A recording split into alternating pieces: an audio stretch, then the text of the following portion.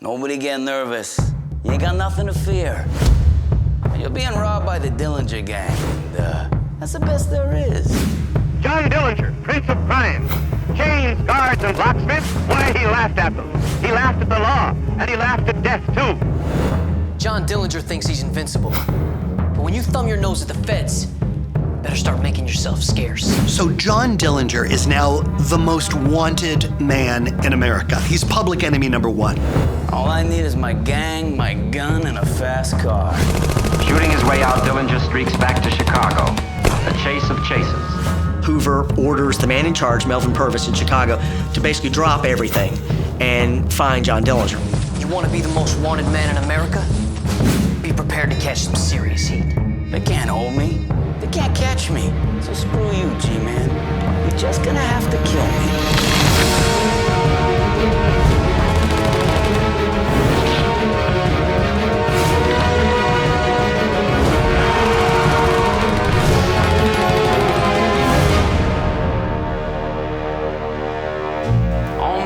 I've wanted to be a bank robber. And now that it's happened, well, I guess I'm just about the best bank robber this country's ever seen. I'm sitting pretty. I've robbed more than a dozen banks, making off with hundreds of thousands of dollars in cold, hard cash. Robbing a bank in 1933 was not rocket science. The more precautions, however, that you could put into place ahead of time, the better. John Dillinger cased his banks. He studied them. He would visit them just to get a sense of the layout. By 1933, bank robbers had become so successful that for the first time, banks began putting guards occasionally into some of the larger banks. But the fact was, anybody could barge into a bank, show a gun, and get a bunch of money. The problem was getting away. Dillinger was pretty good at getting away. Get in, get out, lickety-split. Make sure your getaway car is ready to go. Done it many times. I mean, it's a pretty solid formula. There's nothing too fancy about it. That job in East Chicago, the idea was to keep it simple.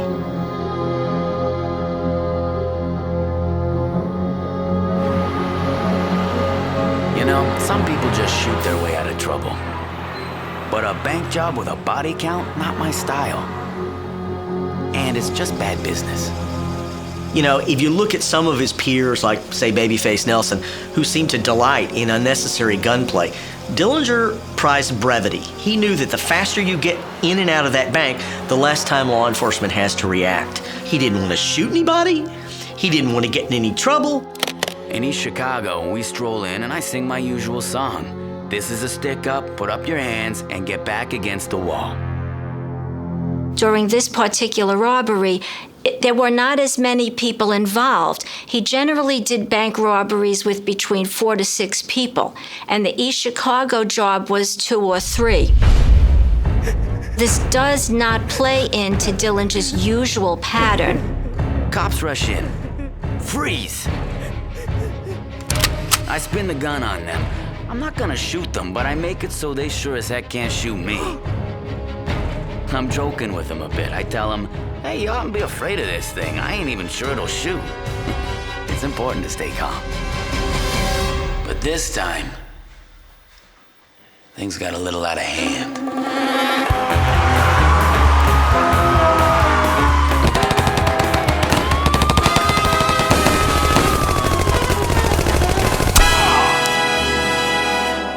Dillinger was said at the time to have machine gunned Officer O'Malley as Dillinger was leaving the bank. It's not like Dillinger to gratuitously kill people. Dillinger wasn't in the business of murder. He was in the business of being a successful bank robber. I've always felt bad about O'Malley getting killed, but he was right in the way. Dillinger was perfectly willing to kill in order to get the money that he felt was rightly his.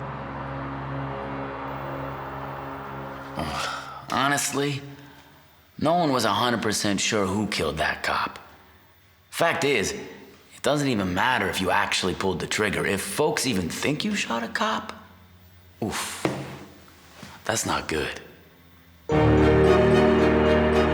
The fallout of the East Chicago, Indiana bank robbery was devastating because it meant now that he stood to stand for the death penalty.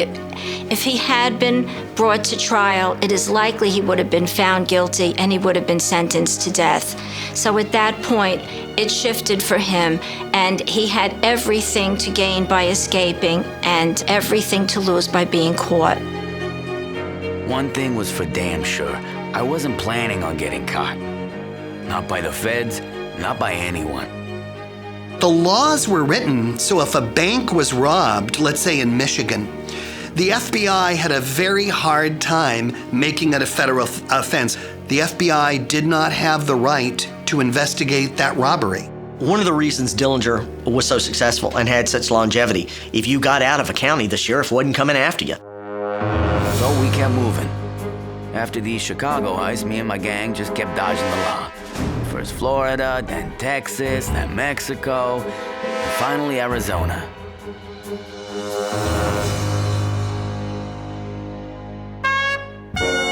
We needed to cool our heels while the heat died down. The guys holed up in a hotel while I played house nearby with my girl Billy. Every man has the right to enjoy home comforts on occasion, but it never lasts. We ran into a bit of bad luck. My boys had to evacuate the hotel because of a fire. Well, they paid off a couple firemen to go back inside and get their bags. Bags that just happened to be stuffed with cash. Well, the firemen started getting suspicious, and then just a couple days later, the penny drops. So the story goes, there's a local fireman sitting outside the firehouse reading True Detective magazine, which had a story about the Dillinger Gang, and he looks up and he sees a member of the gang, and he's like, holy, he goes to local cops. They rolled up every single member of the gang, ending with Dillinger himself. Surprised him in the front yard of a little bungalow he was renting.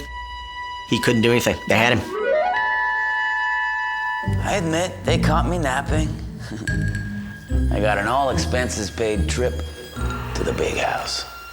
Scene shifts to Tucson, Arizona. In this house, Dillinger was found and arrested. By then, Dillinger is becoming a true national figure.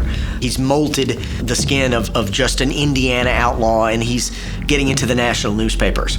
Dillinger was to face the charge of murder in the slaying of O'Malley in East Chicago. The long arm of the law had reached John Dillinger, and he took his first ride in an airplane chained to it. He is greeted in Chicago by this incredible sight. Hordes of press, an entire motorcycle-led convoy to take him back to jail. Some folks said I was cocky. With good reason. I'm more famous than they are. Smarter and better looking. And right next to Dillinger was the prosecutor. And Dillinger, in an almost iconic photo, puts his arm on the prosecutor's shoulder and is laughing. It was kind of funny. There's me boasting that I'm gonna crack out of jail. They think I'm full of it. Dillinger was put in the Crown Point prison in Indiana, and it was reputed to be unbreakable. There was vigilante groups circling it, holding shotguns and parading around the streets. Also, there were several locked doors and a long corridor that Dillinger would have had to have walked through unnoticed in order to get out. You know, with all this talk of being escape-proof, I swear people are just tempting fate, or tempting me anyway. But most of the time, you don't break out of jail by picking locks or throwing punches. You get out with smarts. And those, I got them in spades. Among the first stories that came out is that he did it all with a fake gun, a little wooden gun. That story was widely disbelieved. Could never happen. In fact, it actually appears to have been true. He managed to take a guard or two hostage with this fake gun. And at some point, through these locked doors, he made his way downstairs where he got 2 Thompson submachine guns and was able to get out of the building unnoticed. And he went outside to the garage and he stole the sheriff's car. That lady sheriff who ran the place, well, bless her. She had a good old Ford V8. And you know how I feel about them. I even wrote to Ford himself. I like this car so much. That is a letter from John Dillinger thanking him for inventing the V8 engine because of how fast it was and how he was escaping the police. And he signed it. And it was kind of an interesting take that somebody of his caliber would write a letter to a figure like Henry Ford to thank him for something like this because he knew he had it over the police. And with that lightning fast car, I hightailed it over state lines, home free. Dillinger didn't know it, but he enabled the FBI to step in because a felony had been committed. By driving this stolen car across the Indiana state line to Chicago, he violated a federal law for the first time, and that put the G-men on his trail. It was interstate theft of an automobile and thus a violation of the Dyer Act, which was the thinnest of fig leaves that the FBI ultimately used to enter the case. In fact, John Dillinger was now the most famous criminal in the world. What good is the FBI? What good is J. Edgar Hoover if they're not chasing Dillinger? So this car theft was the card that Hoover needed to play to get into the game. And the full weight, the detective work, the manpower, the weapons at that point of the FBI could now be brought to bear on John Dillinger. John Dillinger now belongs to me. I'm Melvin Purvis of the Bureau of Investigation, and I have my orders. Stop John Dillinger at any cost. There'll be blood and glory, but not enough of one and too much of the other.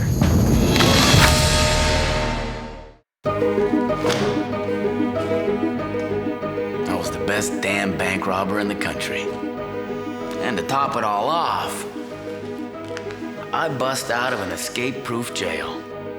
Suddenly, I was getting a whole lot of attention. Unwanted attention, you could say. What took John Dillinger from being a national figure to the most famous criminal in the world was his escape from the Crown Point jail. John Dillinger is now the most wanted man in America. He's public enemy number 1. Being the country's #1 bank robber, well, that was great. Public enemy number 1, that was a problem. Now, the feds were sniffing around like dogs at the dinner table. The FBI had entered the chase for Dillinger after the breakout from Crown Point. And so almost all the Bureau's other headline cases of the day get pushed to a back burner while Hoover orders the man in charge, Melvin Purvis in Chicago, to basically drop everything and find John Dillinger. Gentleman bank robber, my foot. I see through his act.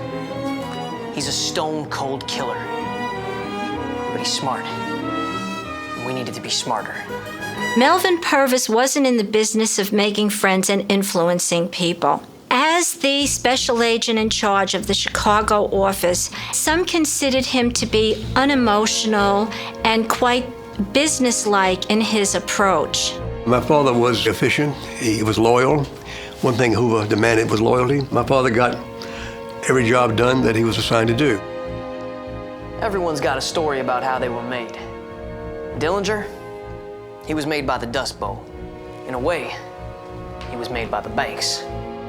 John Dillinger rose to fame, to infamy, during the Great Depression, which was really kind of an economic apocalypse. It was a time where an awful lot of Americans were out of work. An awful lot of Americans were losing their homes through foreclosure, their farms. There was no love between the American people and their banks. They were the ones who were taking their possessions through the foreclosure process and were considered to be villains by a lot of people. The Depression had turned honest men into petty thieves.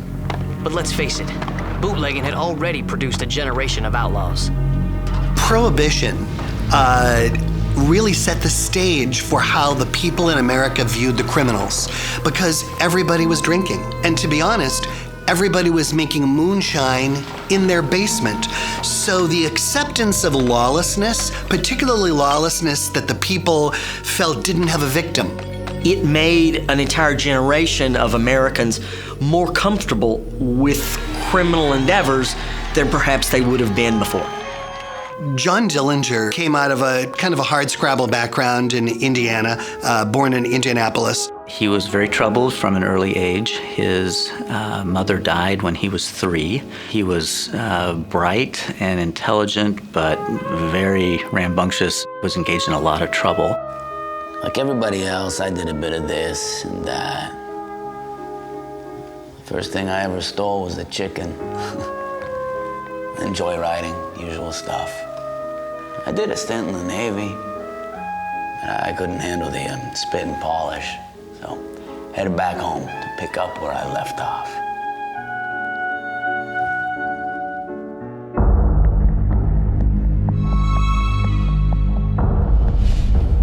Dillinger's first major crime was knocking over a grocer, Frank Morgan, in his hometown nearby Mooresville, Indiana.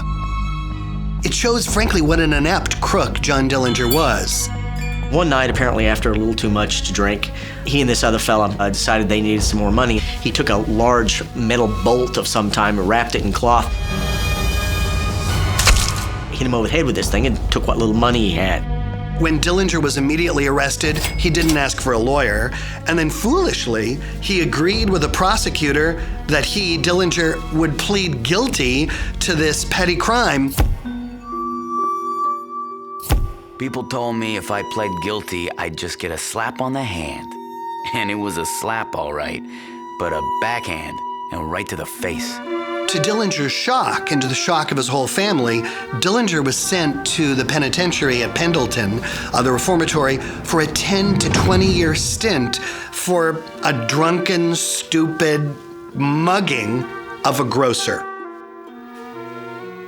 If you're gonna lock me up, I'm gonna make the best of it. I asked to be sent to Indiana State. What's so fascinating is Dillinger goes into the reformatory at Pendleton an idiot, an amateur. He meets many members of the future Dillinger Gang in prison, and he gets a PhD in crime. I learned at the knees of the masters. What Dillinger learned in prison wasn't just about, wow, there's a lot of money in banks, and if I had a gun. He learned a systematized bank robbery. It identified a series of jobs that had to be done. Each gang member would take one of these jobs. The vault man, the lobby man who covered the lobby, the guy at the door, and the getaway man. By far the most important element of all this was something that people call the GET, also known as the getaway map. And that little piece of paper was the key to the kingdom. Any idiot with a bird gun could walk into a bank and stick it up. The problem was always getting away. These gets really took the guesswork out of getaways. Take a left at this farmhouse, a right at this tree. For the first time in my life, I was a very good student. Once he was paroled after 9.5 years, Dillinger was ready to put his schooling to the test. Dillinger doesn't waste any time. The kid from Indiana who could barely mug a grocer is able to rob a police armory of bulletproof vests and high-powered machine guns, which gives you a sense of how incredibly sophisticated John Dillinger got about crime while he was in prison. If Dillinger was an amateur before, you could say he turned pro after he robbed his first bank. New Carlisle National Bank, and a handful more in short order. It was what you might call a spree.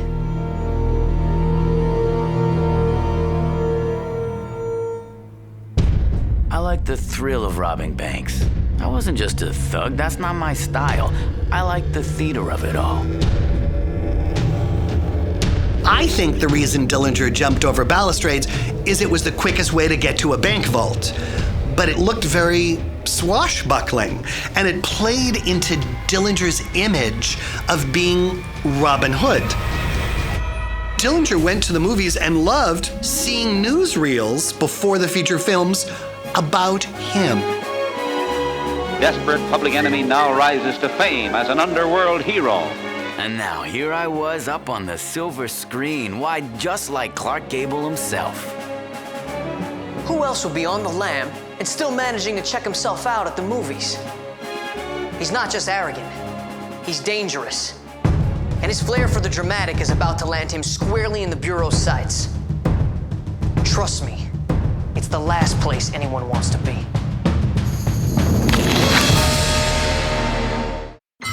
Once again, bank robber John Dillinger has bested law and darted off with thousands of dollars, this time. Dillinger was the first superstar public enemy, an infamous celebrity, but a celebrity nonetheless. Everybody in America knew who he was. Given how much press I get, it's no surprise. There are hardly any places where I can disappear. Except St. Paul. In that crazy town, me and my girl Billy can lay low, in style. The police in these cities was so corrupt and so on the take with bribes that a public enemy like John Dillinger could walk down the street and wave at the cops, and they would tip their cap to John Dillinger and they wouldn't report him, let alone arrest him. St. Paul, Minnesota was the safest city in America for a crook.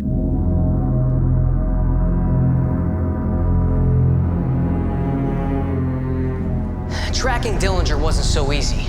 But then, St. Paul police get a tip from a landlady about her new tenants. The window shades are always drawn, and she can never get a look into the apartment. Now, in St. Paul, to see something a little strange was not unusual because St. Paul harbored many of the public enemies of the day. But the lady decides to call the cops, thinking maybe someone's got a still or something. And two young agents go out to check out what this is, thinking, oh, right, like this is gonna be something. They knock on the door. Voice comes and says, it's Billy, his girlfriend. I'm not quite decent, getting decent. Be right there. They're knocking. Come on, lady. Next thing they know,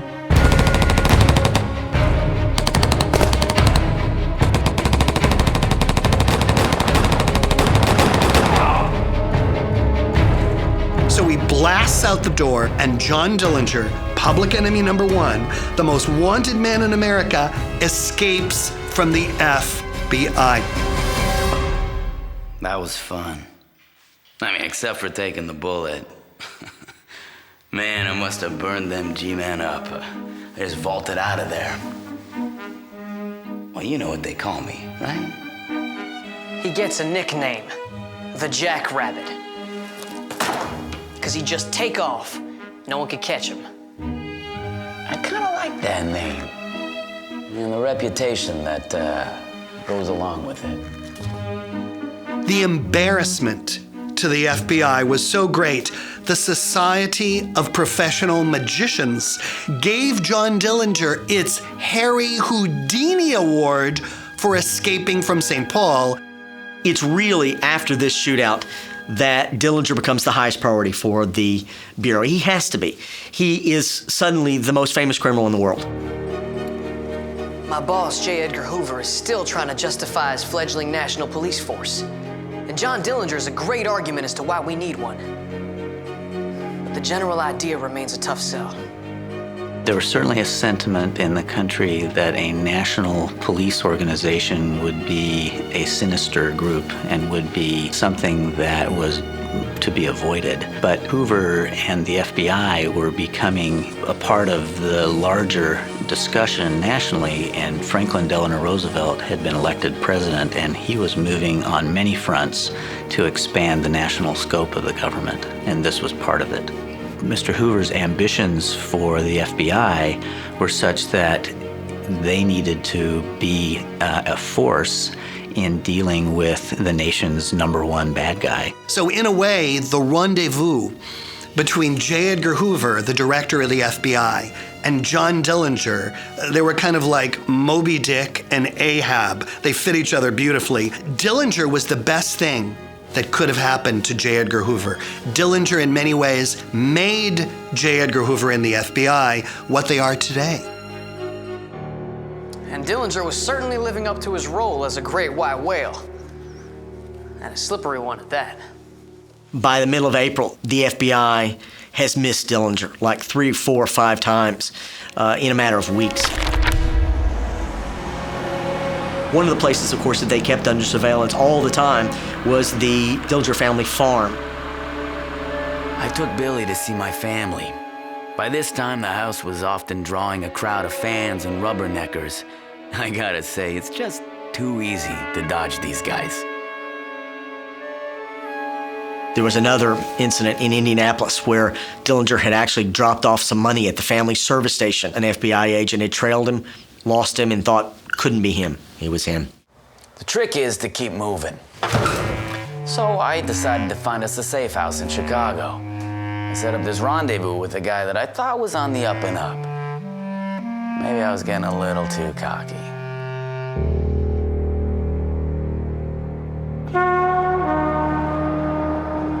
The FBI actually gets a tip that they were going to meet an underworld contact at a local tavern. I decide to send my gal Billy in to see if our contact is there. It was one of the biggest mistakes I ever made. Inside, I slap the cuffs on Billy and arrest her for harboring a fugitive. She won't say a word about Dillinger's whereabouts. Billy is taken away to a trial for harboring in St. Paul. My poor darling Billy. I gotta get her out of there. Dillinger is absolutely distraught. I mean, he loved her. It's very clear. He's consumed with talk and planning of ways to rescue her until it appears she sent him a note. She managed to have a note smuggled out saying, "Johnny, don't do it. The worst I'm gonna get is a year and a day for harboring, and they'll catch you. They'll kill you." Well, my father always says, hard work cures all sorrows. He's not wrong. And with Billy in jail, I can only do what I do best. Rob banks.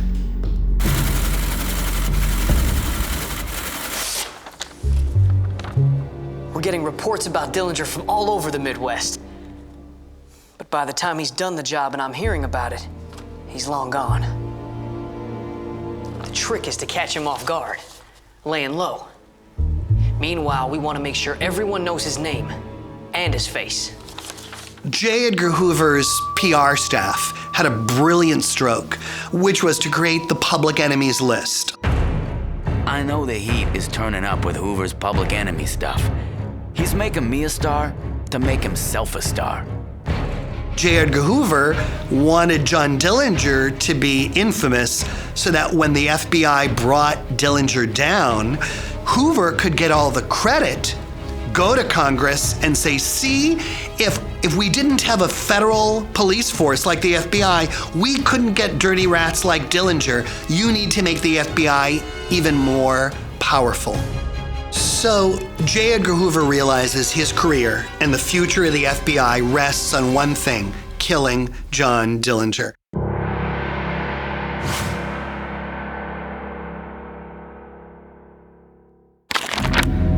And then one night, on a Sunday night, Melvin Purvis answers the phone. He gets a tip that Dillinger and his men are hiding out in this rustic resort in the forests of Wisconsin. One imagines Purvis gets these types of calls all the time, but for some reason, something about this call rang true. This is our chance. Dillinger is a hell of a prize. And the icing on the cake? He's holed up with someone who's just as dangerous. Babyface Nelson. They use airplanes, which is good because they had very little time. Purvis essentially moved heaven and earth to get every available FBI man from Chicago and from St. Paul up to Little Bohemia as quickly as possible. So the FBI flies to Wisconsin to capture and hopefully kill John Dillinger. You know, we went to Little Bohemia to take a breather. I guess the feds don't believe in taking vacations, but they're gonna seriously regret interrupting ours. We nab his girl Billy, but John Dillinger is living up to his nickname, the Jackrabbit. It just kept slipping through our fingers. But then we catch a lucky break. Tip that public enemy number 1 is hiding out in the Wisconsin woods. When Melvin Purvis and these men from the FBI drive up on a darkened road outside, they've achieved the element of surprise. If Dillinger is in fact inside, they ought to be able to surround the place and capture him. That's the plan, to the extent that there was one. None of these FBI agents were trained in a firefight in the dark in the wilderness. So they were stumbling over themselves. The FBI were freezing, totally unprepared. Everything that could have gone wrong went wrong. Dogs start barking. When you're sneaking up on a public enemy, you don't want dogs barking. And no one had told the FBI that there were dogs. Immediately, my 20 agents try to encircle the lodge. But in the dark, 2 were snared by barbed wire, while another pair tumble into a ditch. We thought the cover of night would help us, but it didn't. At almost that exact moment, a light went on the back porch. 3 men come outside from the inn and get into the car, start the engine, and turn around and begin to come up the driveway. What it looks like to Purvis and his men is that the dogs have sounded an alarm and someone has piled into a car and is leaving. Now, the FBI is shoot-to-kill orders. They've been humiliated by Dillinger's past escapes from Crown Point and St. Paul. Purvis and a number of the agents start to yell, "Halt! Stop! FBI! Federal agents!" Unfortunately, his car radio was on and it was rather loud. They didn't hear it, and they shifted gears, and the FBI began to fire at the car.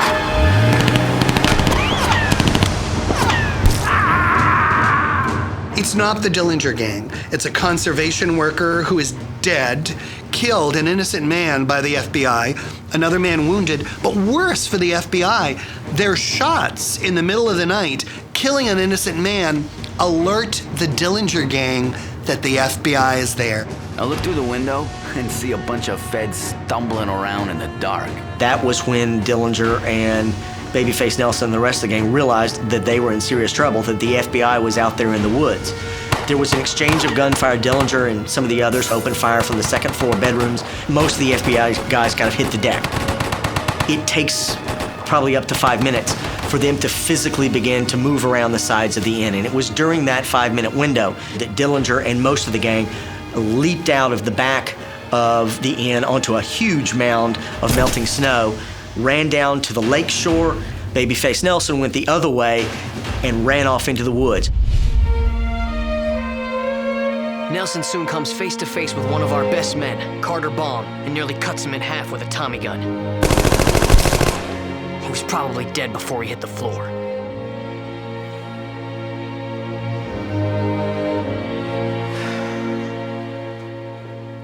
Dillinger and his gang all make it away scot-free. We stole a car and got the hell out, while those stumble bums waited for us to come out all night. It's almost comedy with these guys.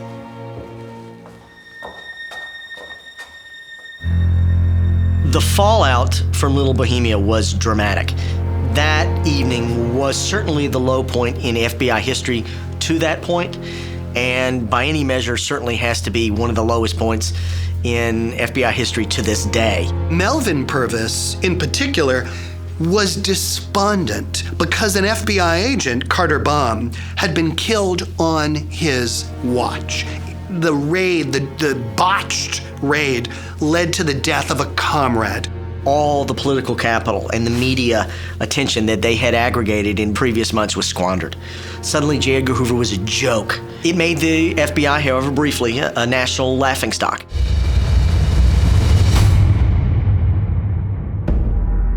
Oh, the media was calling for my father's resignation. I remember seeing a lot of the headlines saying, Purvis resignation demanded, Purvis should quit after fiasco. Every newspaper in the country was after him. And it wasn't just the press sharpening their knives. As you can imagine, my boss wasn't exactly pleased. After Little Bohemia, Hoover had lost some of his confidence in my father. Hoover was quick to make his feelings known. May 29th, 1934. I am becoming quite concerned over some of these developments in the Chicago district. It is imperative that you exercise the proper supervision over the handling of this case. Melvin wanted to quit the FBI, but Melvin was so well known to the public at the time, I don't think Hoover could have accepted his resignation. That's when he sent Sam Cowley in office. Now, my father was still head of the office, but Sam Cowley was Hoover's man on the spot. My father and most of them realized that Cowley was basically sent there to keep an eye on him. I can't say I was thrilled about that. Still, I admit I needed the help. We didn't have a blessed clue where Dillinger was. With this much attention, I realize I need to make a bold move. Dillinger was the first superstar public enemy, an infamous celebrity, but a celebrity nonetheless. Everybody in America knew who he was. Don't get me wrong, I love the attention. But having one of the most recognizable mugs in the country when you have a price on your head, it ain't good for business. He goes to a Chicago crook's house, Jimmy Probasco, gets a doctor to operate on his face for a large amount of money, $5,000. Plan was to get rid of some moles and that devilish cleft in my chin. But that quack proved more dangerous than the feds. At one point, Dillinger almost suffocated. There was too much ether. He swallowed his own tongue. The doctor had to remove Dillinger's tongue from his throat with forceps. Joke's on me. After all that money and almost buying the farm, that guy in the mirror, well, he looks pretty dang familiar.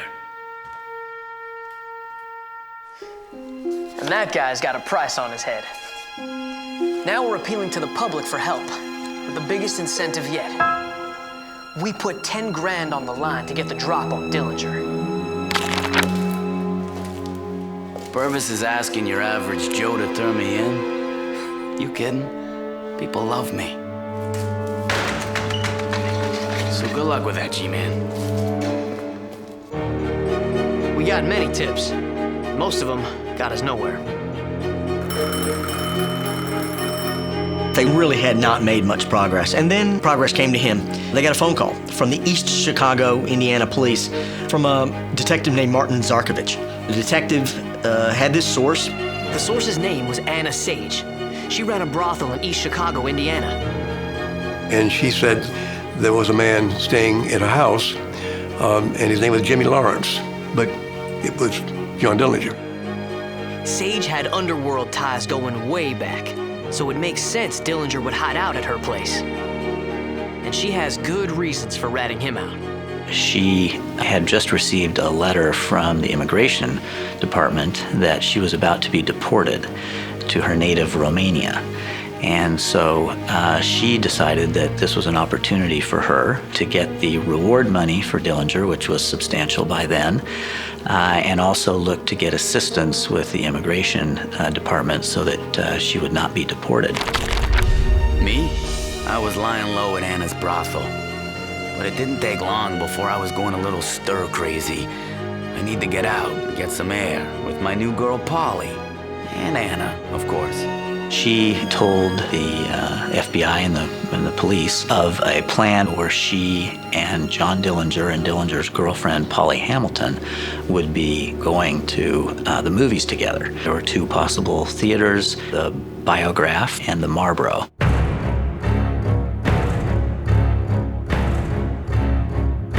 Callie and a team went to the Marlboro, where a Shirley Temple picture was playing. I put my money on the Biograph. They were showing Manhattan melodrama, starring the great Clark Gable. You could say that John Dillinger could consider himself maybe to be the Clark Gable of the gangsters. Clark Gable or not, this was our best shot at taking down public enemy number one. And this time, we're not leaving anything to chance. After the fiasco at Little Bohemia, Dillinger brought the Bureau to its knees.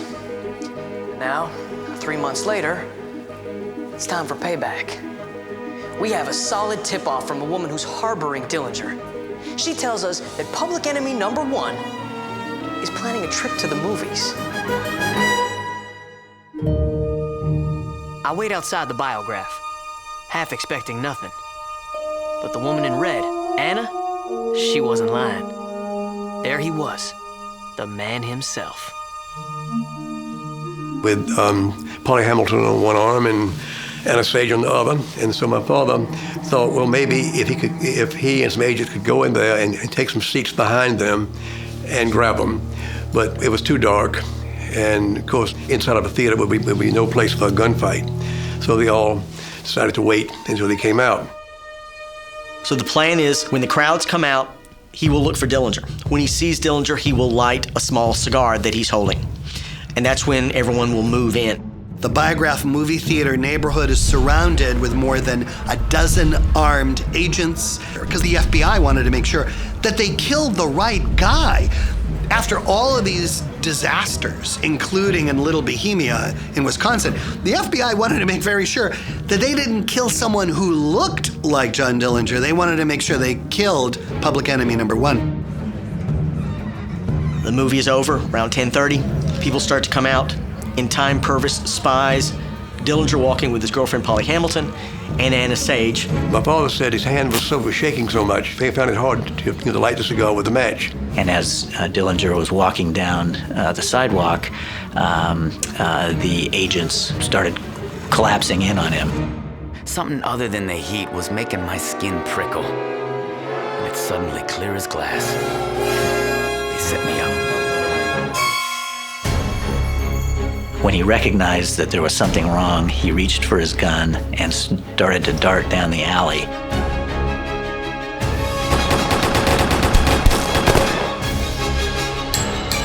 At that point, the agents shot and killed him. He died immediately. To give a sense of Dillinger's celebrity and notoriety, women lean down over Dillinger's body and dip their petticoats, dip their dresses in Dillinger's blood so they can take back home with them some of the life force of public enemy number one. It's almost totemic, like I have a little bit of the blood in my dress from John Dillinger. My father did not hate Dillinger. When John Dillinger was killed, there was no great elation on his part at all. It was kind of sadness. He had some respect for Dillinger. His death was a spectacle. His demise was a spectacle. The headlines that trailed in the wake of Dillinger's death were incredible. And not just in Chicago, but New York, and overseas, in London, in Tokyo, in Berlin, everywhere. He was an international figure. Something about John Dillinger and his story and his manhunt clearly connected with the world. John Dillinger, Prince of Crime. Chains, guards, and locksmiths? Why, he laughed at them. He laughed at the law, and he laughed at death, too. But death laughed last as he brazenly left the Chicago movie theater. A blast of federal bullets, and Dillinger, public enemy number one, reached the end of his meteoric career. Once Dillinger's gone, the team agrees to not say who fired the fatal shot.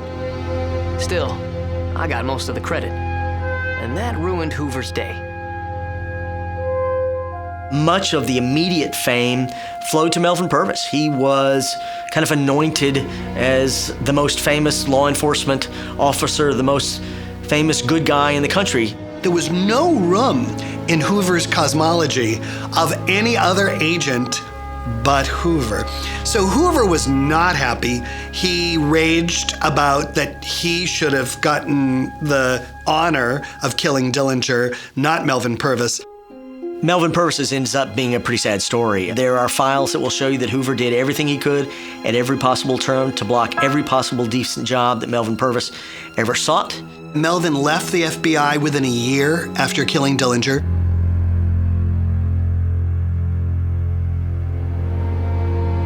John Dillinger wanted to be immortal because he acted that way. He sought out notoriety. The irony of it all was that he was thought of as a movie star and he died next to a movie theater. The life of Dillinger was a movie and people read it like a movie, people watched it like a movie. And he was a hero and he was taken down and people celebrated that. people still want to partake in that because he was the movie hero that died in action. You go to Chicago these days and anybody over 60 or 70 still has a Dillinger story. It's just the way it is. It became a part of Chicago lore, a part of American lore. And the truth is as good as the legend. Some part of me is proud to be part of that legend. Proud to have taken down the best bank robber that ever was.